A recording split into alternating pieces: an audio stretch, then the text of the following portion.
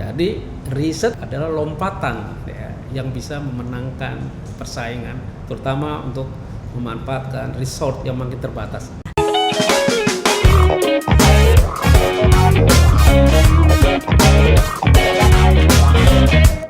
Sahabat sawit, jumpa lagi di episode kedua Sawitcast, podcastnya Planter Sawit Indonesia bersama saya Rizky Amalia.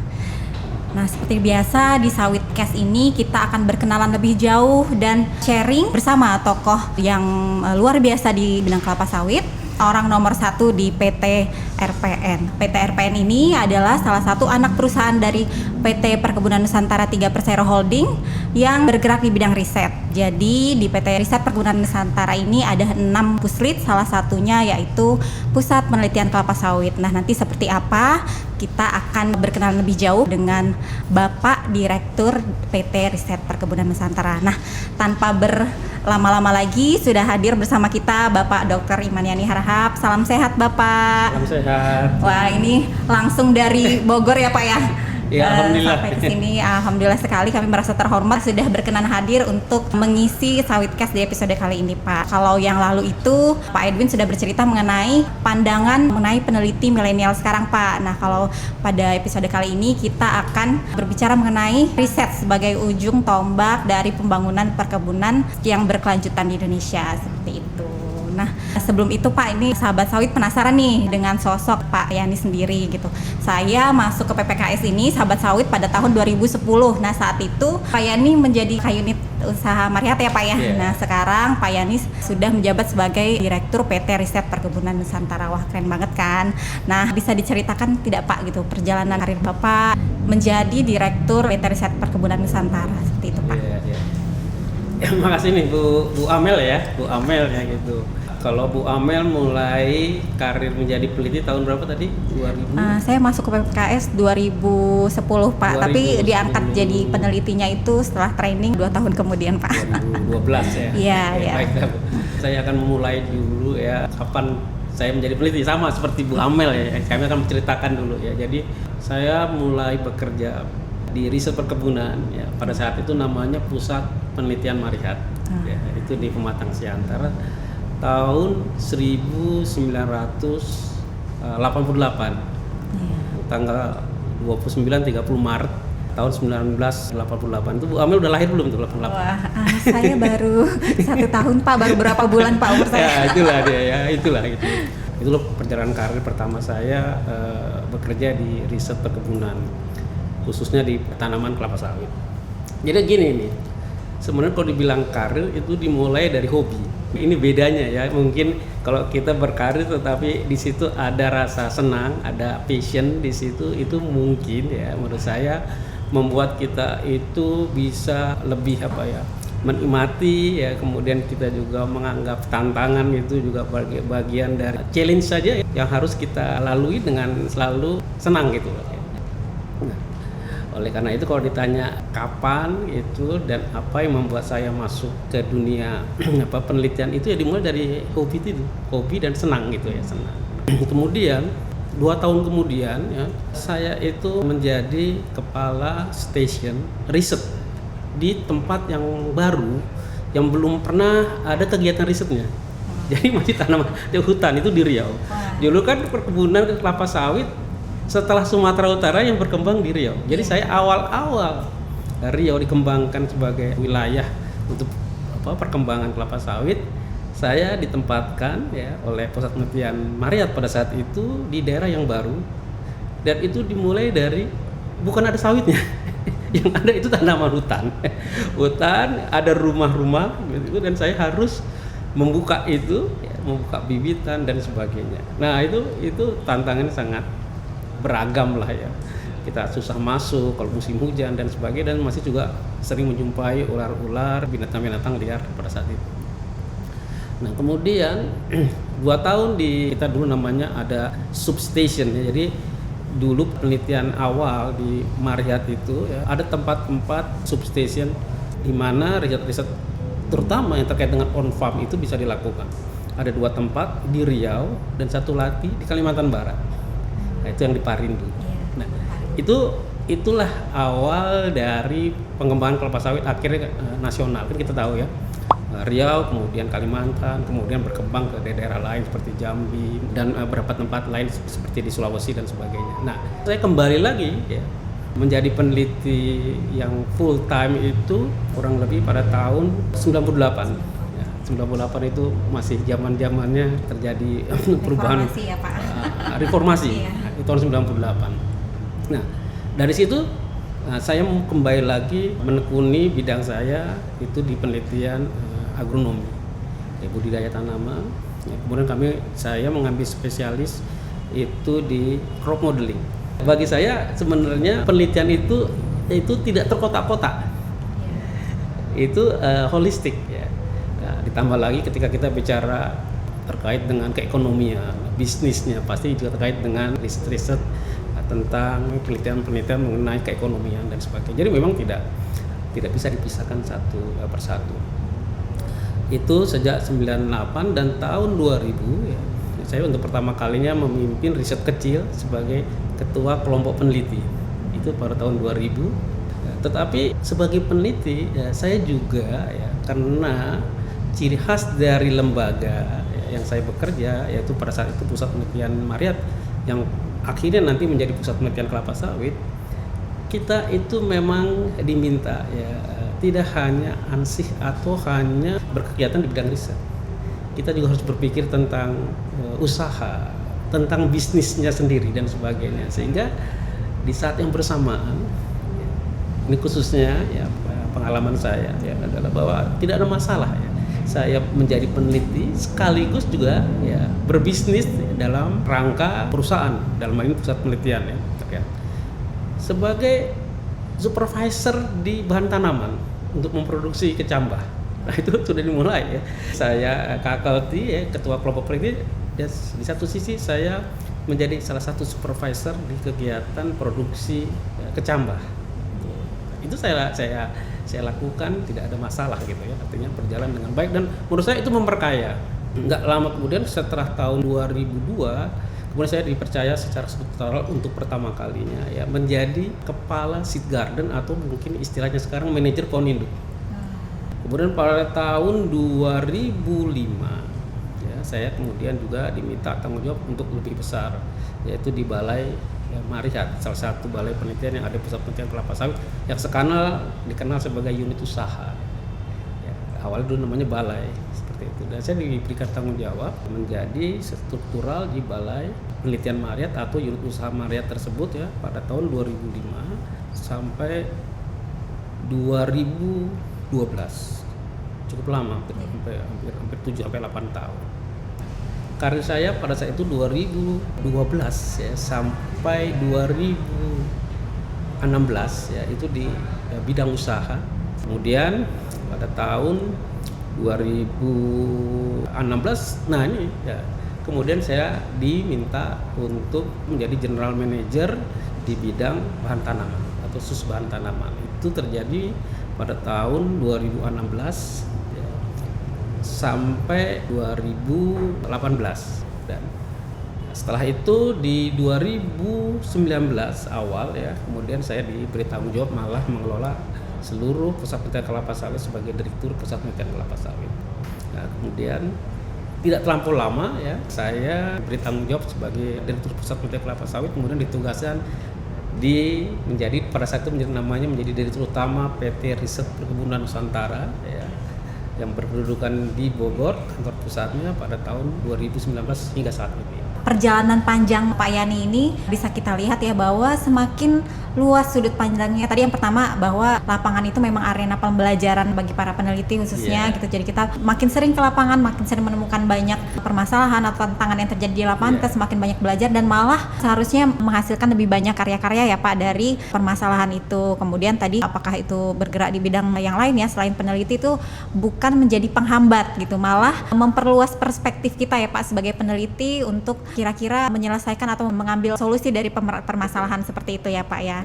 Nah tadi juga Ayani yang tadinya perspektifnya sebagai peneliti satu komoditi yaitu kelapa sawit, sekarang ditarik harus memandang segala komoditas di perkebunan, juga yang tadinya meneliti sekarang harus bentuk kebijakan sebagai nahkoda nih, PT RPN ini mau dibawa kemana. Nah tadi Pak, kaitannya dengan tadi itu Bapak sebagai Direktur PT RPN, dari pandangan Bapak nih sebenarnya seberapa sih peran riset itu sekarang bagi pengembangan perkebunan ya, yang kompleks sekali, ada yang kelapa sawit yang mungkin sekarang jadi primadona, kemudian komoditas-komoditas lain yang mungkin pasarnya ada yang stagnan, ada yang fluktuatif. Nah seperti itu bagaimana Pak? Prinsip dasar yang harus sama-sama kita sadari dan menjadi pengetahuan yang sudah umum diketahui orang ya, bahwa ada hukum yang menyatakan bahwa kalau pertumbuhan penduduk itu adalah deret ukur ya, sementara pertumbuhan yang terkait dengan pangan itu adalah deret hitung.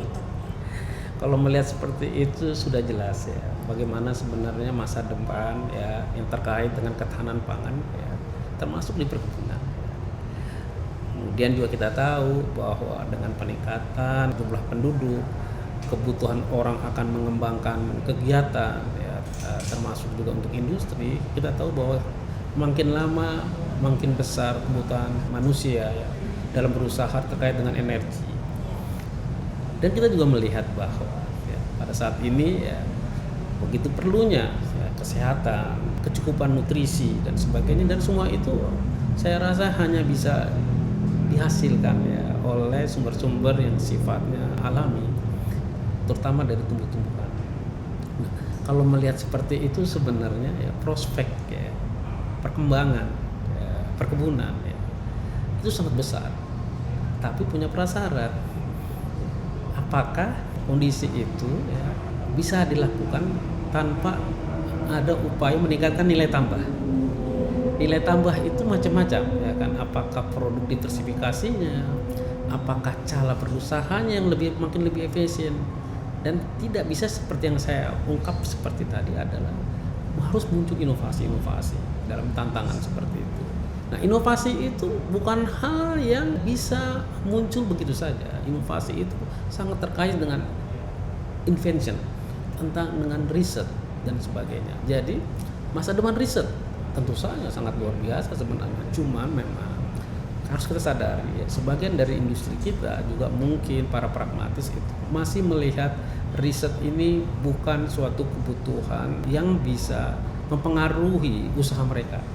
Tapi di negara-negara maju riset sudah kita ketahui sangat penting sekali. Jadi kalau pertanyaannya adalah bagaimana prospek riset ya untuk di kemudian hari, untuk di hari-hari mendatang, menurut saya sangat luar biasa.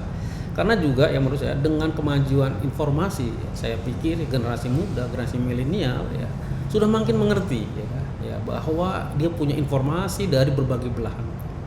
Dia sudah bisa melihat mana-mana ya artinya negara-negara atau bagian dari belahan dunia mana yang begitu maju teknologinya, juga biasanya memiliki sistem penghasilan pangan ya, melalui pertanian, perkebunan, ya, peternakan ya, yang pasti dilaluinya melalui hasil-hasil teknologi inovasi. Jadi menurut saya adalah wajar dan menurut saya juga orang akan banyak sepakat dengan kita, apalagi generasi muda. Begitu penting riset, begitu strategisnya peran riset ya. Nah, tinggal ya saya bilang tadi ini bagaimana ya strategi ya yang bisa dilakukan oleh pelaku riset ya, periset itu sendiri, dan bagaimana dunia usaha ya, memanfaatkan hasil riset. Tapi kalau kita mau maju ya, bangsa yang harus maju ya dengan tingkat produktivitas yang sangat tinggi ya, sehingga daya saing makin bagus ya, bisa lebih efisien, tidak bisa jalannya adalah harus melalui riset. Jadi riset bagi saya adalah lompatan ya, yang bisa memenangkan persaingan, terutama untuk memanfaatkan resource yang makin terbatas. Kira-kira itu. Riset itu adalah senjata kita ya Pak ya, gitu, apalagi untuk memenangkan persaingan seperti itu. Nah, perspektif Bapak kira-kira dalam 5 tahun ini nih riset apa sih yang sebenarnya dibutuhkan untuk di dunia perkebunan ya Pak, yang mungkin kira-kira zaman sekarang nih Pak ya viral gitu istilahnya kayak gitu ke depannya selama 5 tahun ini sebenarnya apakah masih riset hulu atau hilir atau mekanisasi? Nah, menurut Bapak itu betul, seperti apa? Ya artinya sebenarnya kita harusnya tidak boleh membedakan ya. Semua riset ya untuk memajukan usaha itu memang dari hulu sampai hilir. Iya. Sebelum sampai ke situ saya perlu tambahkan tadi dengan pertanyaan sebelumnya. Ya. Kita sekarang merasa bahwa industri komoditas perkebunan ya yang perlu terus-menerus digali dan karena menguntungkan adalah kelapa sawit. Iya. Menurut saya sebenarnya paradigma seperti itu juga tidak boleh ya kita terlarut ya. Kita tahu komoditas ini adalah sesuatu yang unik ya. Maksud saya komoditas perkebunan itu up down itu harga. Iya. Ya. Dan sebaliknya yang sekarang kita anggap sangat perlukan belum tentu ya 2-3 tahun lagi dengan perkembangan macam-macam ya kebutuhan ya atau faktor eksternal itu bisa tiba-tiba juga bisa shutdown dan sebagainya.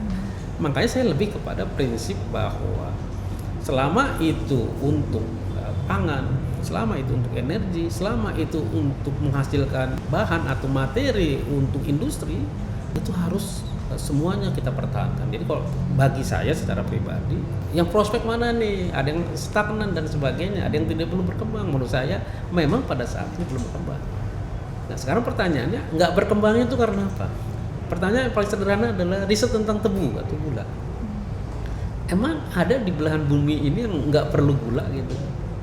Memang kita nggak perlu karet. Apakah peminat teh itu drastis turun? Apakah teh itu nggak punya nilai-nilai yang terkait dengan kesehatan, antioksidan dan sebagainya? Apalagi kakao, coklat itu siapa yang nggak suka coklat ya kan? Dan industrinya begitu banyak yang bisa dimanfaatkan dari coklat. Bahkan kosmetik pun sebenarnya bisa dari coklat. Kita bicara apa? Apalagi kopi, kita tahu ya tren bagaimana orang minum kopi dan sebagainya. Cuma tinggal kita ini belum menggali aspek-aspek nilai positifnya itu untuk dikembangkan menjadi produktivitas dan sebagainya. Nah itu yang pertama. Yang kedua tadi yang terkait dengan mana yang mau didahulukan atau mau kita prioritaskan hulu atau hilir. Menurut saya ya pada perspektif semua itu semua harus berkembang. Nah kebetulan ya riset-riset yang terkait dengan perkebunan khususnya di Indonesia kita lebih banyak invest di hulu.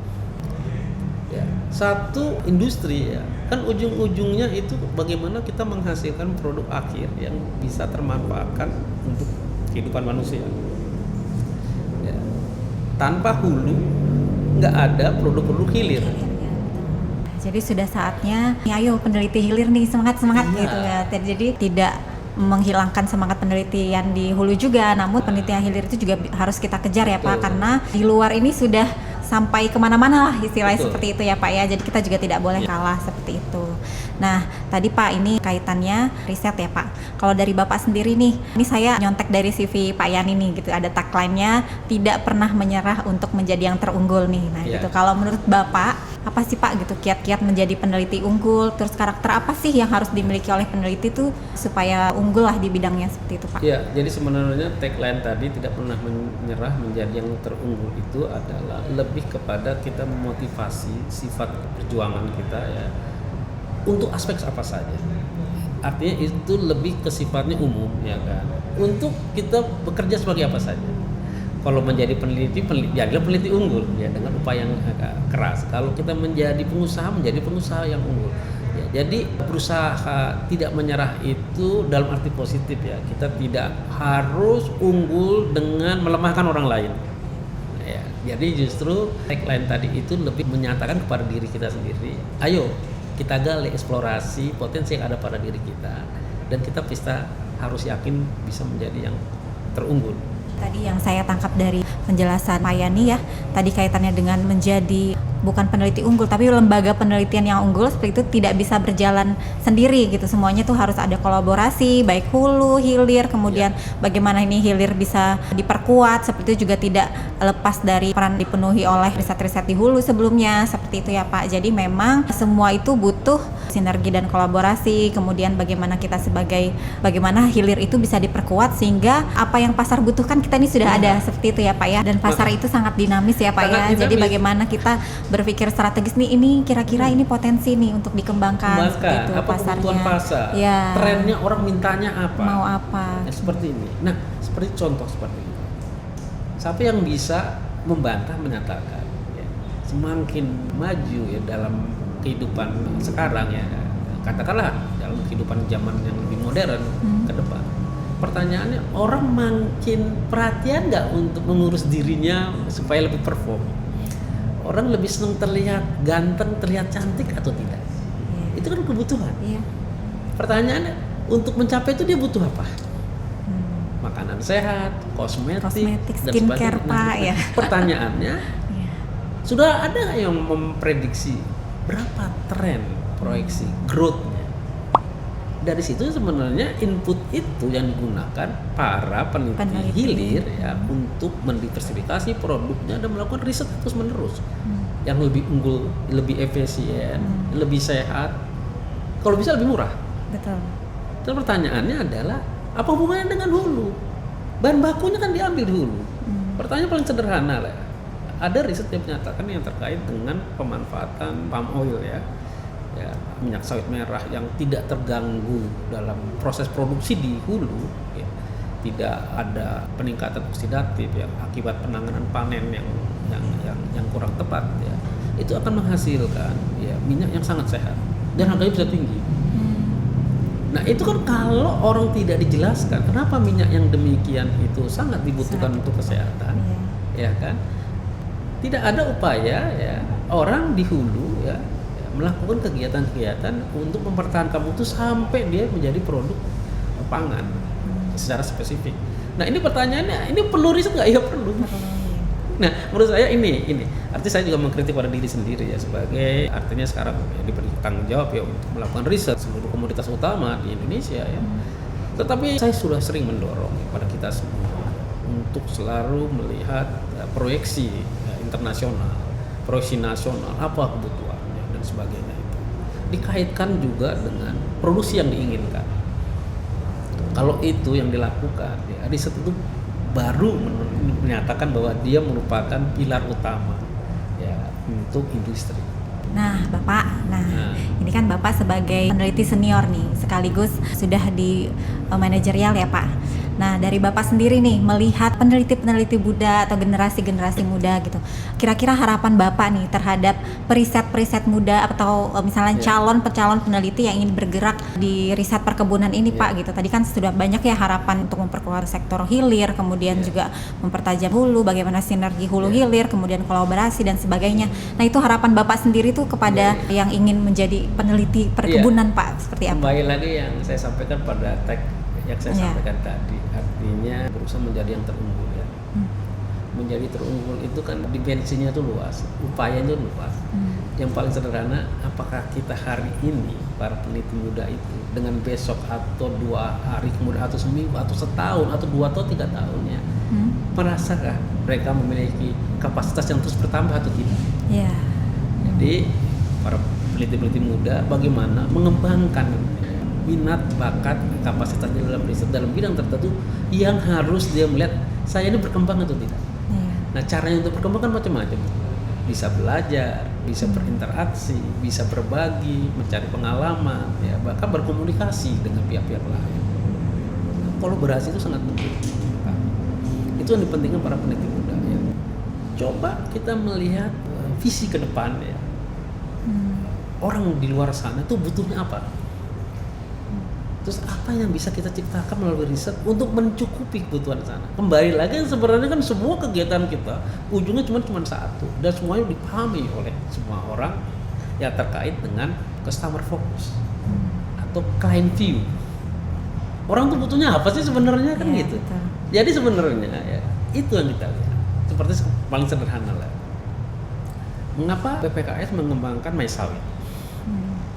Kok ujuk-ujuk mengembangkan minyak sawit gitu? Apa mau ikut-ikutan atau tidak? Kan tidak seperti itu. Karena kita berpikir dari client view. Kan orang inginnya membeli kecapah kelapa sawit tidak harus di jam kerja. Habis capek kerja dari ladang pulang, aduh ini sore gitu misalnya buka ini sambil mesen kan gitu.